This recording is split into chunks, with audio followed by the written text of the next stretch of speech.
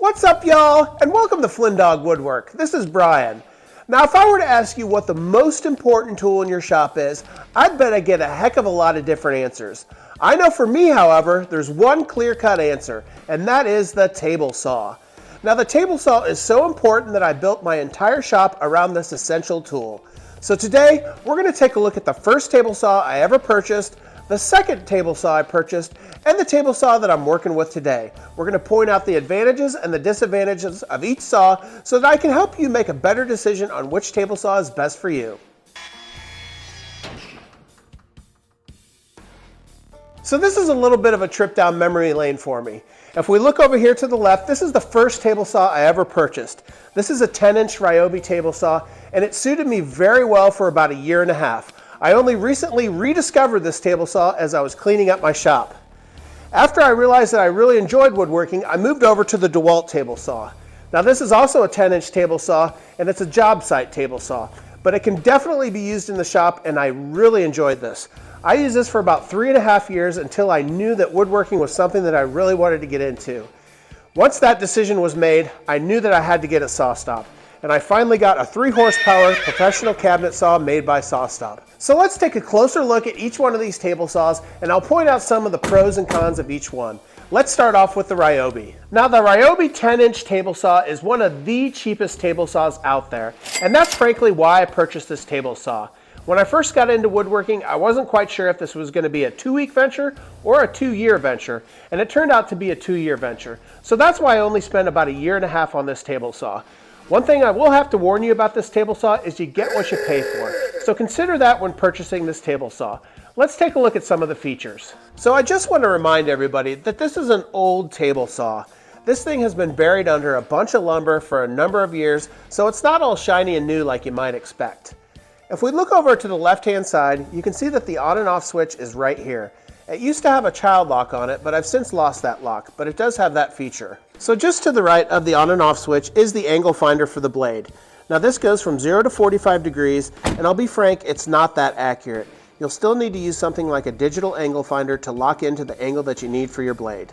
Now one thing about this angle finder is that it is a manual set, so you have to push it left and right to find the angle that you want, and then you lock it down with this switch right here. So that can be a real pain in the ass, especially when you're trying to do two things at once. So you may have noticed when I just tried to set that angle on the blade, the whole table saw moved. And that's one problem with this table saw. The legs that it sits on are not that sturdy, and the whole table saw can easily be moved from left to right or up and down without really even noticing it. So let me show you what I'm talking about. So the support structure for this entire table saw lies on 2 cross legs. This makes it extremely top heavy and unstable. The last feature on the front of this table saw is the blade height adjustment. To raise it, you simply turn it clockwise, or to lower it, you turn it counterclockwise. So let's take a look at the fence of this table saw.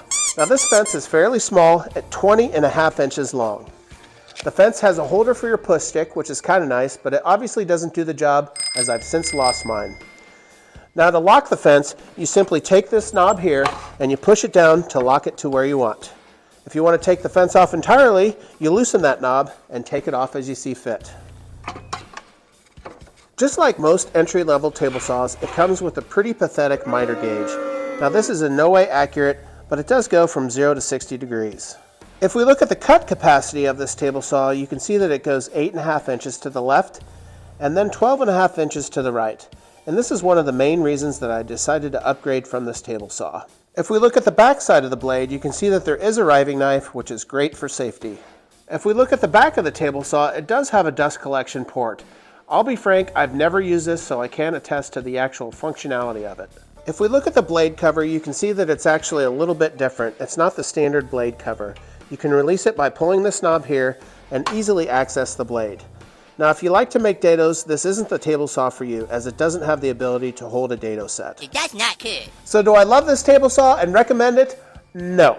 However, I can't talk too much trash about this table saw. This table saw got me to where I am today, and for that, I'm thankful. Now, I will say that Steve Ramsey, when creating his list of buying all the things you need to make a workshop for under $1,000, he didn't include this table saw. He saw something that made it unsafe and unusable to add to his list. So that's something to consider. So let's say you've tried this thing out called woodworking, and you realize you absolutely love it. I love Now it's time to up your game a little bit and get into the next level table saw. So let's take a look at that. So this is the second table saw that I ever purchased. This is a Dewalt job site table saw, and this thing opened up my world of woodworking. It allowed me to do things that I couldn't do with that Ryobi, and it allowed me to improve my skills and accuracy. So let's take a closer look at some of the features of this saw. Now on the front of the table saw is the actual on and off switch. It does have a nice attached lock feature that allows you to lock it down when you're not around. One thing that I really like about this on and off switch, it does have a nice big bumper that allows you to hit it with your knee when your hands are tied up. Next to the on and off switch is the actual angle finder for the blade. As you can see, it goes from 0 all the way to 47 degrees, so it gives you a little bit more wiggle room to find the angle that you want. Wiggle room? I'll show you wiggle room. Wiggle, wiggle, whoa. If you want to adjust the angle, you simply pull this knob here and you manually adjust the angle and lock it down by pushing that knob back. To adjust the blade height, just like the Ryobi, you twist the knob clockwise to raise the blade and counterclockwise to lower the blade. One of the nicest features of this table saw is the actual fence is on a rack and pinion, so you can easily adjust and micro adjust just by twisting this knob right here. Another great feature of this table saw is that the fence is completely removable. There are 3 set areas where you can place your fence depending on the type of cuts you want. If you're doing smaller cuts, you can place it on this first tab, larger cuts on the second tab, and finally, if you're doing something like plywood, you can set it up on the third tab. So if we take a closer look at the table saw, you can actually see there's 2 scales here. Depending on where you have your fence mounted, determines on what scale you'll be using. If we look at the back of the fence, you can see that the push stick is easily mounted. So let me show you exactly why I purchased this table saw initially. I was starting to deal with a lot of plywood and I just couldn't do it with my Ryobi. But with this table saw, we can go out to almost 33 inches of cut capacity. Not only that, but the fence has a little flip knob here that gives support to your actual workpiece as you're pushing it through the table saw. The second main reason that I purchased this table saw is because it can accommodate dados.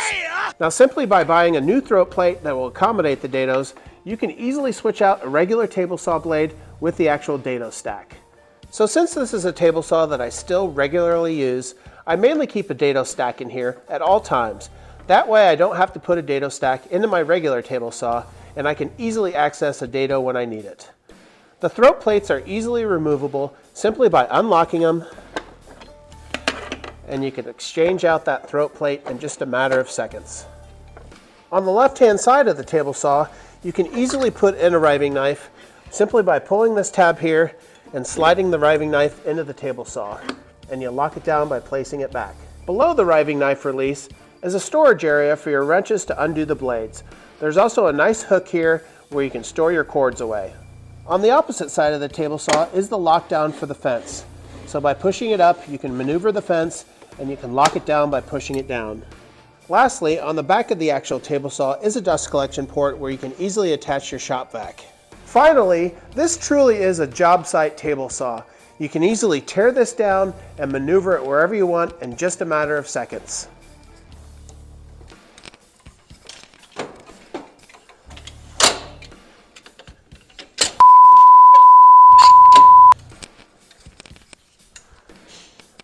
So would I recommend this Dewalt job site table saw?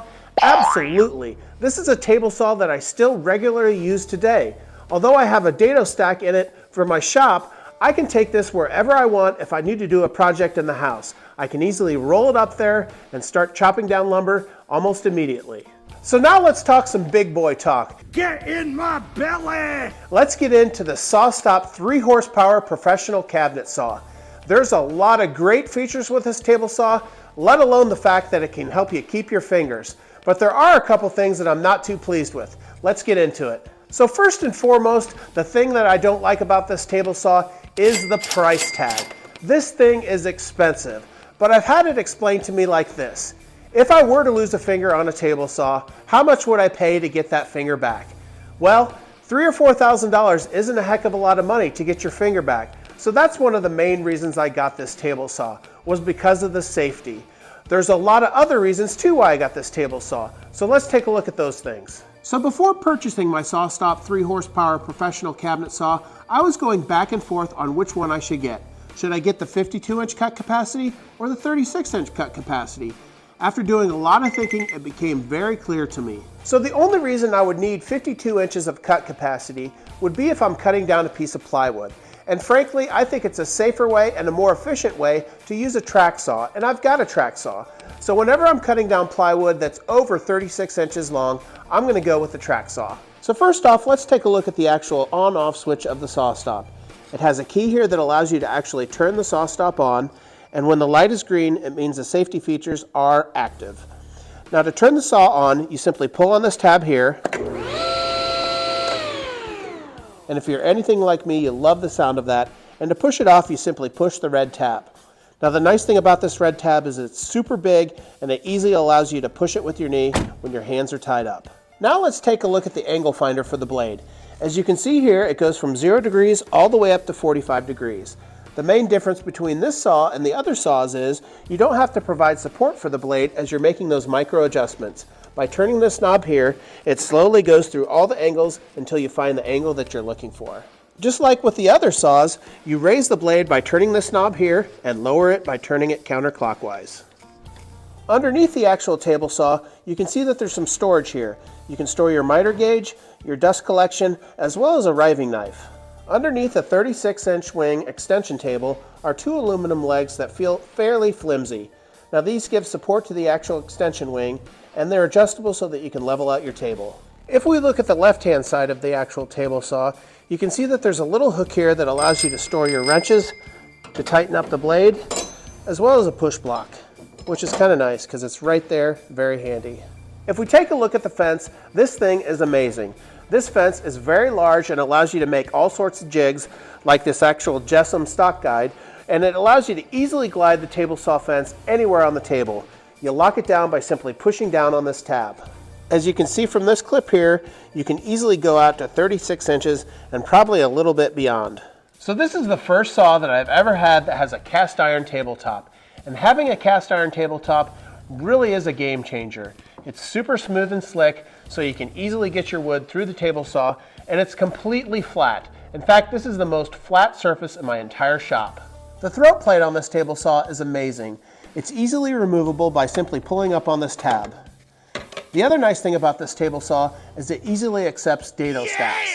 Now one thing to know about when you purchase this table saw, it comes with a regular saw blade cartridge, and you'll need to purchase dado stack cartridges if you're going to put a dado stack in here. Another nice feature of this table saw is the ease at which you can replace the riving knife. By simply pulling up on this tab, you can simply slide out the riving knife. It also comes with this blade protector, which goes into the riving knife slot, and you can lock it down very quickly and easily. The nice thing about this blade protector is that it duals as an actual dust collection. When you have this hooked up to a Festool, there's hardly any dust that escapes the blade. It simply attaches back here and will easily fit to any Festool dust collector. Now you'll have to excuse my mess, but if you look on the back side, you can see that there's a dust collection port. Now this is a standard 4-inch port. Last but not least is the actual miter gauge that comes with this saw. Now this is a little bit of a disappointment. Now this miter gauge is no different than any other table saw that I've seen on the market. It's made of plastic and it goes from 0 to 60 degrees. Now it does provide some support as you're making your cuts. However, when you spend the kind of money you do on a table saw like this, you would expect something that's just a little nicer. Well, thanks for joining me today as we went through my evolution as a woodworker. I started off my table saw career with the actual Ryobi. Then as my skills got a little bit better, I went with the Dewalt. And finally, now I'm here with the SawStop. Each one of these saws has a special place in my heart as it made me the woodworker I am today. So thanks for watching, and we'll see you next time. Well, thanks for joining me today and walking through my table saw journey. I've really enjoyed showing you these 3 table saws, and I think each one suits its own purpose. If you get a chance, I'd love to get your subscription and leave a like. Also, hit that notification bell so you can be informed when future videos come out. Thanks again for watching, and take care as always.